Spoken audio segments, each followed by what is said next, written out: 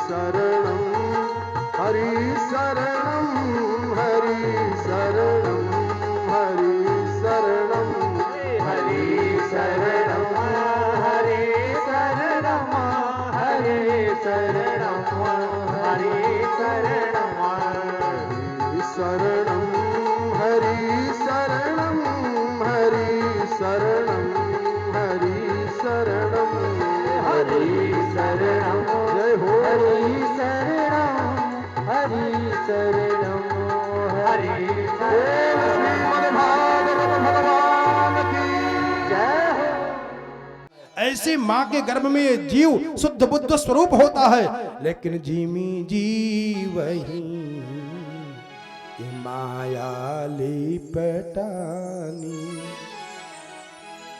तो व्यास जी महाराज ने विष्णु भगवान को, शंकर जी को बुलाया और कहा, महाराज मेरा बेटा डर रहा है, आपकी दोनों की माया न पकड़ ले, इसलिए कृपा करके आप आ जाइए।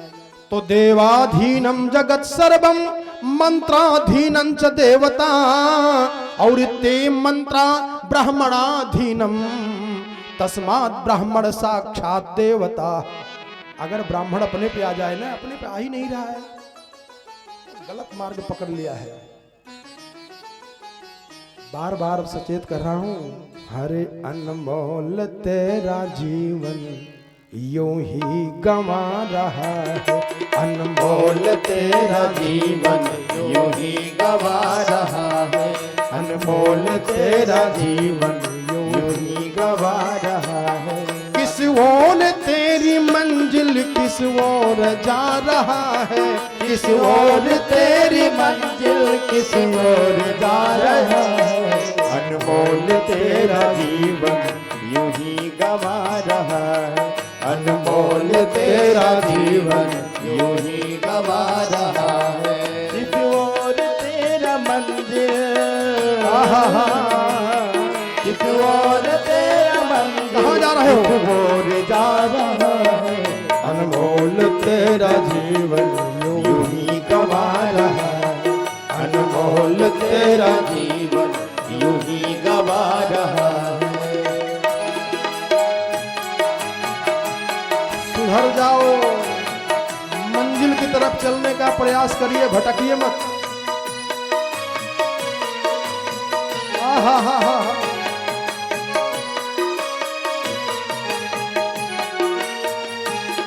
अनमोल तेरा जीवन यूं ही गंवा रहा है, अनमोल तेरा जीवन यूं ही गंवा रहा है। किस ओर तेरी मंजिल किस ओर तेरी मंजिल किस ओर जा रहा है, अनमोल तेरा जीवन यूं ही गंवा रहा है, अनमोल तेरा जीवन यूं ही गंवा रहा है। अनमोल जीवन को क्यों व्यर्थ में गंवा रहे हो? भगवान की माया देखो। ब्राह्मण का धन क्या है जानते हो? सीख लो, अपने स्वधर्म का पालन करो, कभी जीवन में दुखी नहीं हो। अरे तप बल रचई प्रपंच विधाता और तप बल विष्णु सकल जगदाता। तप बल शंभो हरि ही संघारा और तप बल से सधर ही मही भारा।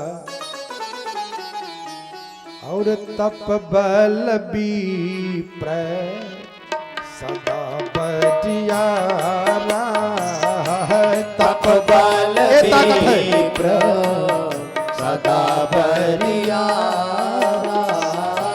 तप बल विप्र सदा बरियारा है।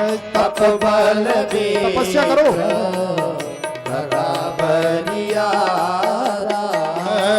तप बल विप्र सदा बरियारा। तप बल विप्र सदा बलियारा।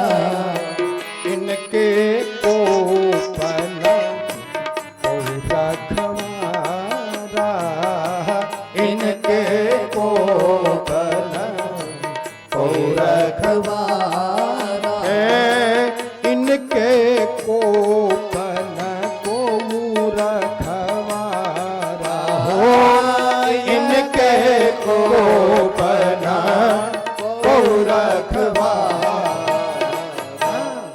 एकाग्रता पूर्वक समझे। व्यास जी महाराज ने मंत्र के माध्यम से विष्णु भगवान को, शंकर जी को बुलाया और कहा मेरा बेटा आप लोगों की माया के डर के मारा पैदा नहीं हो रहा है, महाराज कृपा कर दीजिए। भगवान विष्णु ने कहा कि मेरी माया इनके पास नहीं जाएगी। शंकर जी ने कहा कि जहां वो जाएंगे वहां मेरी माया नहीं जाएगी।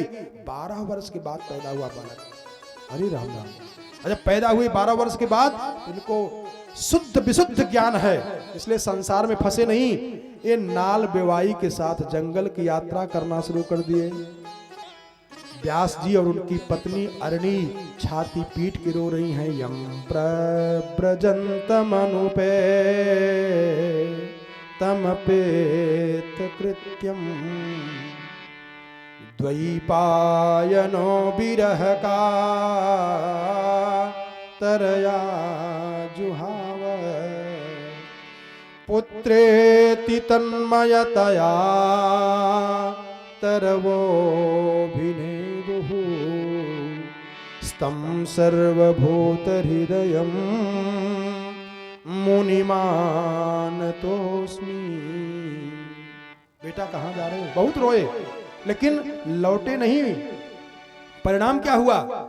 देवांगनाएं एक सरोवर में स्नान कर रही थी। ध्यान देना, सुखदेव जी महाराज सुंदर स्वरूप है, तरुणावस्था है, लंबी लंबी भुजाएं हैं, सांवला स्वरूप है, बड़ी बड़ी आंखें हैं और शरीर पर एक भी वस्त्र नहीं है और जा रहे हैं। तो देवांगनाएं सरोवर में वस्त्र उतार करके स्नान कर रही हैं और सुखदेव जी जब गए तो देवांगनाएं देख करके शर्माई नहीं और पीछे पीछे व्यास जी जा रहे हैं छाती पीटते पीटते। यम प्रव्रजन्तमनुपेतम पेत कृत्यम द्वैपायनो विरह कातरया जुहाव। विरह से कातर होकर के रोते हुए व्यास जी चिल्ला रहे हैं, अरे बेटा रुक जाओ, तुम्हारा नामकरण संस्कार नहीं हुआ, यज्ञोपवीत संस्कार नहीं हुआ है, जातकरण संस्कार नहीं हुआ है, कुछ दिन तो घर गृहस्थी में रह जाओ, इसके बाद बेटा सन्यासी बन जाना। कहाँ जा रहे हो हमको छोड़ करके? अपने बूढ़े माता पिता पर तो जरा ध्यान दो। लेकिन बेटा मुड़ करके नहीं देख रहा है। और जब देवांगनाओं को सुखदेव जी महाराज पार किए, पीछे पीछे व्यास जी जब गए तो व्यास जी को देख करके देवांगनाएं सरोवर से जल्दी से उतर करके आकर के बहुत जल्दी से अपने शरीर को वस्त्र से ढक लेती हैं। और जब ढक ली तो व्यास जी शर्मा गए, करे मेरा नौजवान बेटा इनके सामने नंग धड़ंग गया। उसको देख करके ये नहीं शर्माई और हमको देख करके शर्मा रही है। तो व्यास जी से नहीं रहा गया, उन देवांगनाओं से कह दिया कि दृष्ट्वानुयान्तम ऋषिमात्मजमप्यनग्नम। वेद व्यास जी को बड़ा ग्लानि हो गई और देवांगनाओं से कहा कि देवियों गजब का स्वभाव आप लोगों का है। कहा महाराज क्या हुआ? कहा दृष्ट्वानुयान्तम ऋषिमात्मजमप्यनग्नम देव्यो हिया परिदधुर्न सुतस्य चित्रम।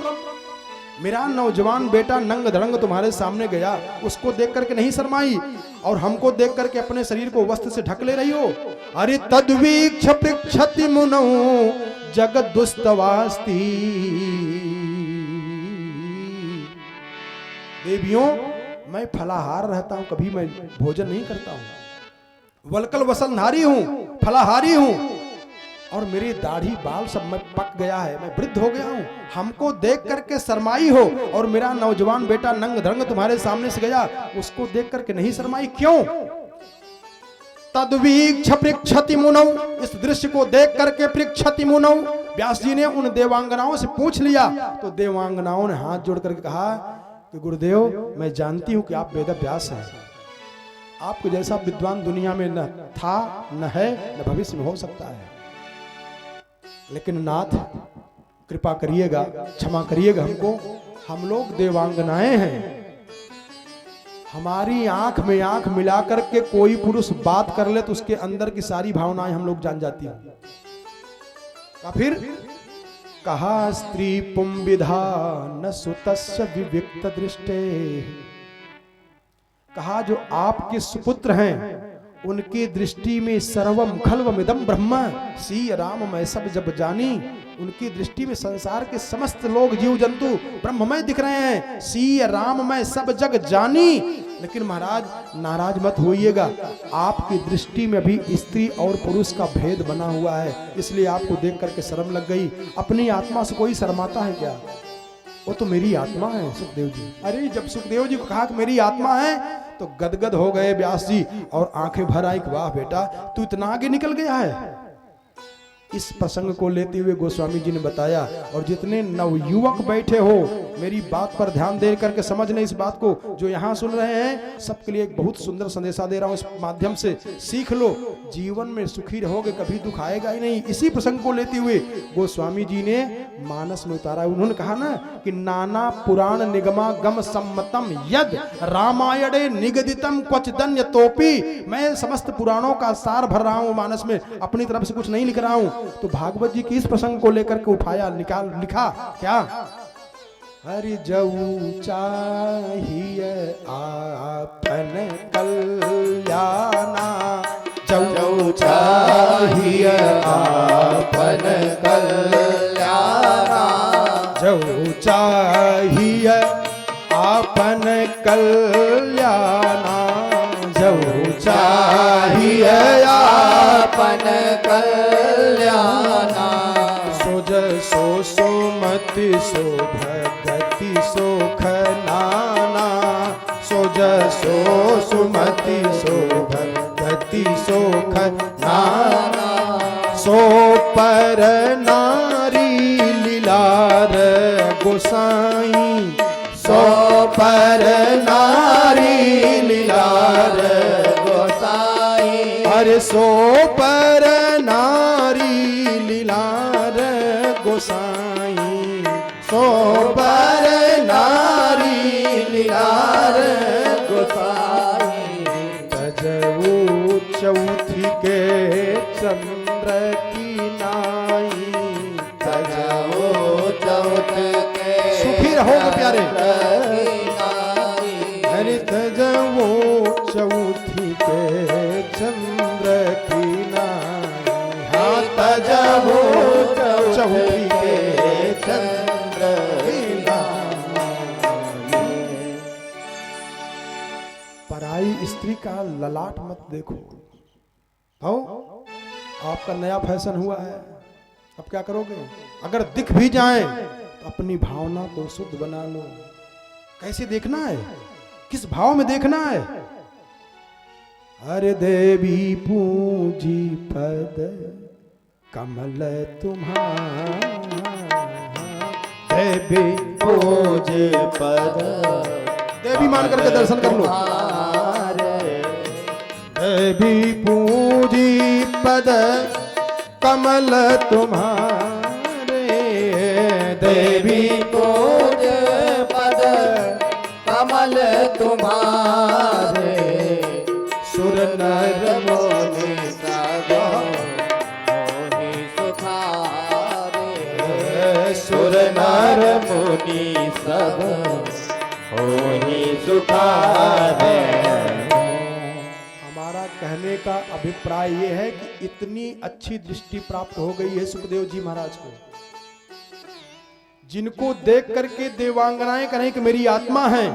ऐसे ब्रह्मविद वरिष्ठ आचार्यों के परम गुरु सुखदेव जी महाराज जंगल में जाकर के पद्मासन लगा करके बैठे रहे। व्यास जी लौट करके आए तो पूछे हैं कि किस युग में कथा लिखी गई, तो कहते हैं कि द्वापर युग में तृतीय चरण में यह कथा लिखी गई। कहां? सरस्वती नदी के किनारे सम्याप्रास आश्रम में उत्तर अभिमुख होकर के लिखे कथा।